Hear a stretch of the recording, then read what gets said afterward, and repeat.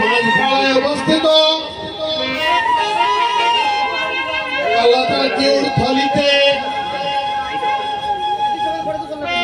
তৃতীয়বারের মতো আয়োজিত হরিনাম মহাসংকীর্তন হরিনাম যজ্ঞে আপনারা সবাই সমবেত হয়েছেন। আপনাদের শ্রীচরণে আমার শতকোটি প্রণাম।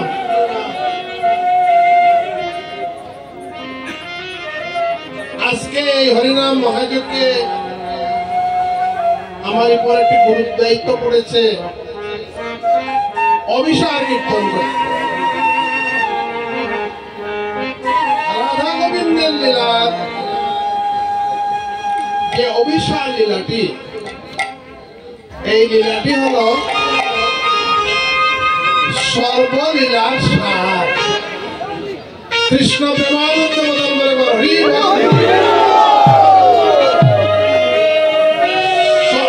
সর্বলীলার সার। ওই কারণে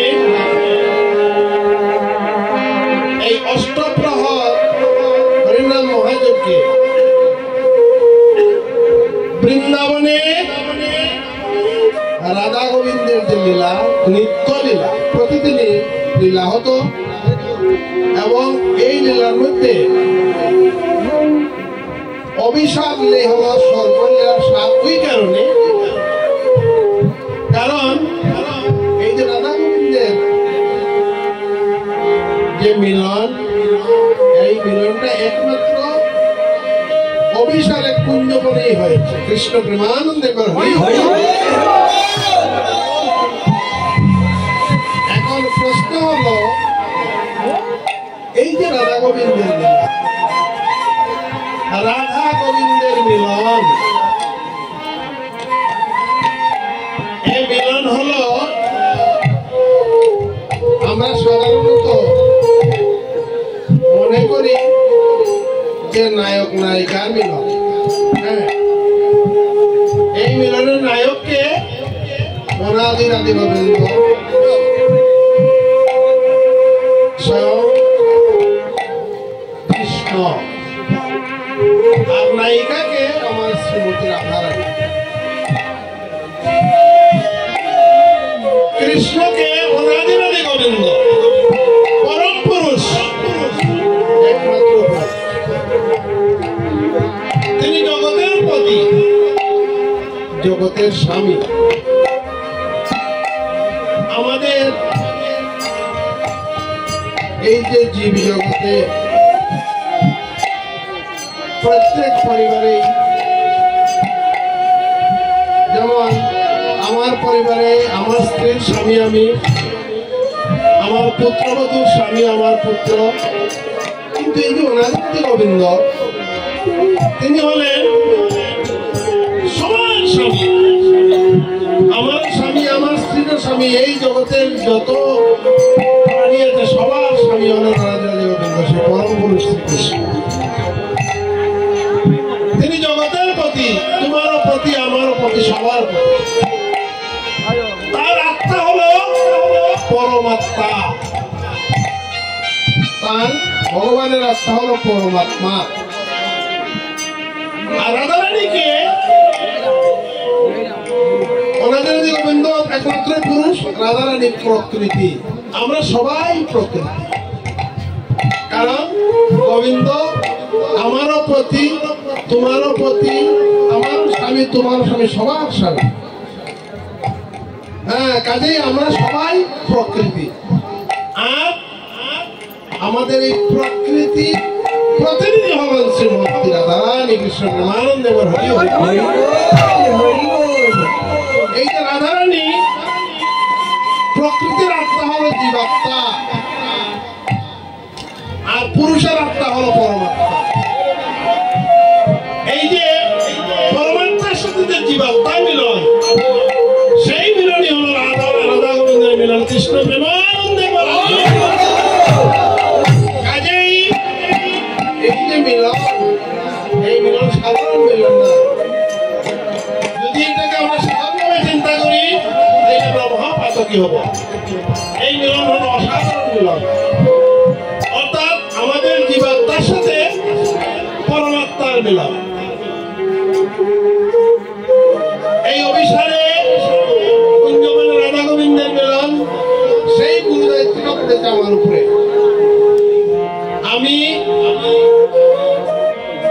এই যে বর্তমান যে যুগ, সেই আধুনিক যুগের আমি কোনো কীর্তনিয়া নই। আমি কীর্তন পরিবেশন করতে গিয়ে যদি কোনো ভুল ত্রুটি করে থাকি, তাইলে আপনাদের শ্রীচরণে আমার একটা নিবেদন, আপনারা ক্ষমা সুন্দর দৃষ্টিতে রাখবেন। যাই হোক,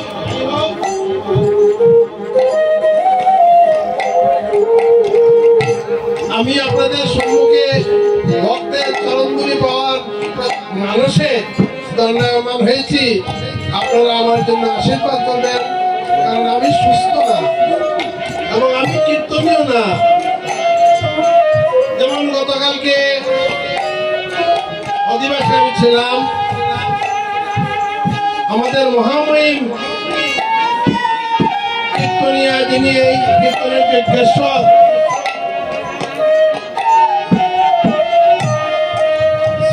শ্রীযুক্ত বিজয় কৃষ্ণ গোস্বামী মহাশয়,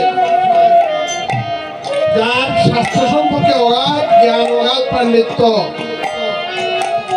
তিনি বলেছেন, তিনি আমাকে মাস্টারদা বলে সম্বোধন করেন। বলেছেন, মাস্টারদা কালকে অভিষেক কীর্তন করবেন। তিনি আজ্ঞা দিয়েছেন এবং সেখানে গৌর তত্ত্ব আলোচনা করবেন।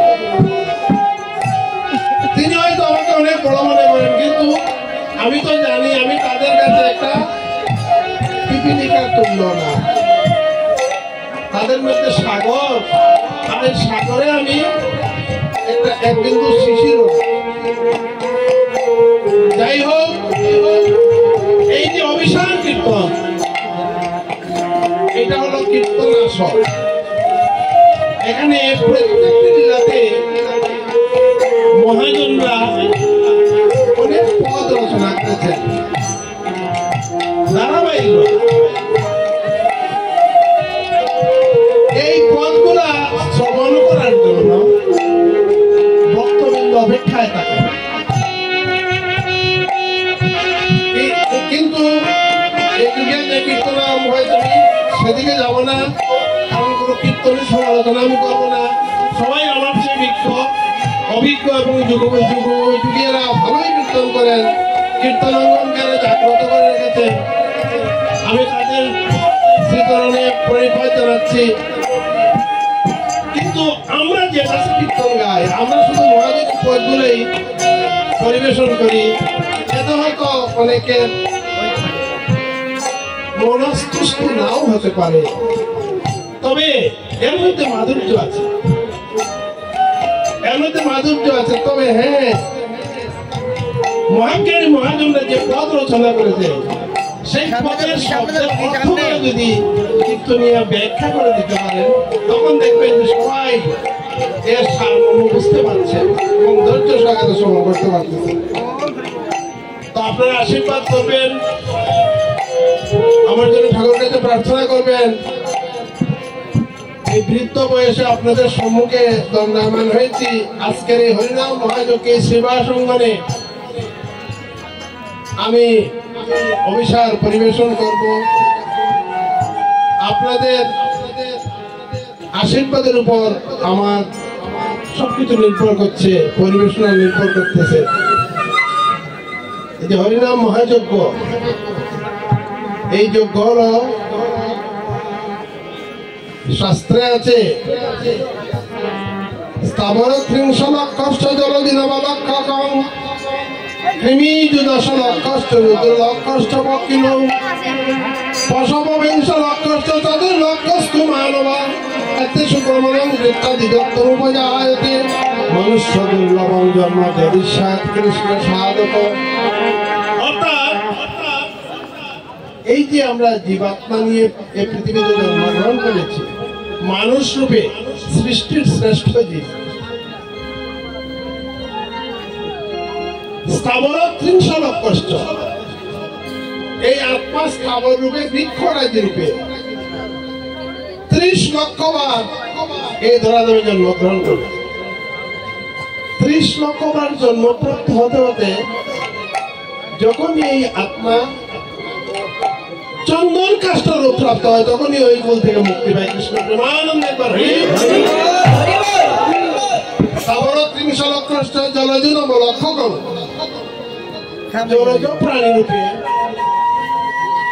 এই যে মৎস্য কুম্ভীরের জলে বাস করে, জলজ প্রাণী রূপে 9 লক্ষ বার এই আত্মা পৃথিবীতে জন্মগ্রহণ করে। জলজ প্রাণী রূপে জন্মগ্রহণ করতে করতে যখনই আত্মা মকর রূপ প্রাপ্ত হয়, তখনই ওই কুল থেকে মুক্তি পায়। কৃমিযুত 10 লক্ষ কৃমিকীট রূপে, কৃমিকীট রূপে এই আত্মা 10 লক্ষ বার এই পৃথিবীতে জন্মগ্রহণ করে। কৃমিকীট রূপে জন্মপ্রাপ্ত হতে হতে যখনই আত্মা ভ্রমরূপ প্রাপ্ত হয়, তখনই ওই কুল থেকে মুক্তি পায়। রুদ্র লক্ষ পক্ষীর 11 লক্ষ বার পক্ষী রূপে জন্মপ্রাপ্ত হয়। পক্ষী রূপে জন্মপ্রাপ্ত হতে হতে যখনই এই আত্মা ময়ূর রূপ প্রাপ্ত হয়, তখনই ওই কুল থেকে মুক্তি পায়। এই হলো 30, 39, 10, 49, 11, 60 লক্ষ বার। 25 লক্ষ পশুকুলে এসে 20 লক্ষ বার। পশুকুলের শেষ কুল হলো গোকুল, আর গোকুল থেকেই মনুষ্য দুর্লভম জন্ম, গজন্ম ছেড়েই মনুষ্য কুলে। এই হলো 80 লক্ষ 4 লক্ষ মানবা, 4 লক্ষ বার মানব কুলে জন্মগ্রহণ করে। মানবের মধ্যে ভগবান গীতাতে বলে গিয়েছেন, চতুর্বর্ণ মায়া সৃষ্টম গুণকর্ম বিভাগ, 4টি বর্ণ, যথা ব্রাহ্মণ, ক্ষত্রিয়, বৈশ্য, শূদ্র। শ্রেষ্ঠ কুল ব্রাহ্মণ কুল। ব্রাহ্মণকে দ্বিজ বলা হয়, এতে সুব্রাহ্মণ কৃত্তা দ্বিজোত্তম উপজায়তি। ব্রাহ্মণকে কেন দ্বিজ বলা হয়? কারণ ব্রাহ্মণ 2 বার জন্মগ্রহণ করেন। একবার মাতৃগর্ভ থেকে জন্মপ্রাপ্ত হয়, আর একবার উপনয়ন পাওয়ার পরে জন্মপ্রাপ্ত। উপনয়ন পাওয়ার পরেই তিনি দ্বিজ হয়ে যান, শ্রেষ্ঠ কুল। এতে সুব্রাহ্মণং কৃত্তা দ্বিজোত্তম উপজায়তে, মনুষ্য দুর্লভং জন্ম যদিচ্ছেদ কৃষ্ণ সাধক। এই মনুষ্যগুলোর মধ্যে শ্রেষ্ঠ কুল ব্রাহ্মণ করে জন্মপ্রাপ্ত হয়েও যদি কৃষ্ণ ভজন না করা যায়, তাইলে আত্মার মুক্তি নেই। আবার সেই 84 তাই এই যে 84 লক্ষ জুনি ভ্রমণ, 4টা যুগ, সত্য, ত্রেতা, দাপর, কলি। যাগ যজ্ঞ যত ছিল সত্য, ত্রেতা, দাপরে, কলিযুগে হরি নামে মহাভাবে উদ্ধার। হরি বল, হরি বল। এই যে কলিযুগ, এই কলিযুগে আমার শ্রীমান মহাপ্রভু গতকালকে অধিবাসে আলোচনা করেছেন। কর্তা বিজয় কৃষ্ণ গোস্বামী মহাশয় যে এই যুগে আমার শ্রীমান মহাপ্রভু কি জন্য অবতীর্ণ হয়েছেন? কারণ দাপরে তিনি, দাপর যুগে রাধা গোবিন্দে, দাপরে তিনি কৃষ্ণ ছিলেন। রাধার কাছে তিনি প্রেমের নীতি, শ্রীরাধার প্রেমের ঋণ শুধিতে এবার সাতারিয়া এলেন রাধার প্রেমেরই কথা। শ্রীরাধার প্রেমের ঋণ শোধ করার জন্য এই কলিযুগে অবতীর্ণ হয়েছেন, গরা নাম ধারণ করে। গরা 2 অঙ্গে 1 অঙ্গ, গোবিন্দের গ আর রাধারানীর রা। এই গরা 2 অঙ্গে 1 অঙ্গ হয়ে তারপরের এই যে আমরা যে এই যুগে তো হরের নামইব কেবলম কলো কলিযুগে হরিনাম ছাড়া আর কোনো গতি নাই। কিন্তু এই তো লীলা সংকীর্তন হচ্ছে, এই লীলা কে প্রচার করেছেন? আমার শ্রীমান মহাপ্রভু। কারণ তিনি কলিযুগে দুই অঙ্গে, কখনো তিনি রাধা রূপ, কখনো কৃষ্ণ রূপ ধারণ করে জীবের ঘরে ঘরে হরিনাম বিতরণ করে গেছেন। কৃষ্ণ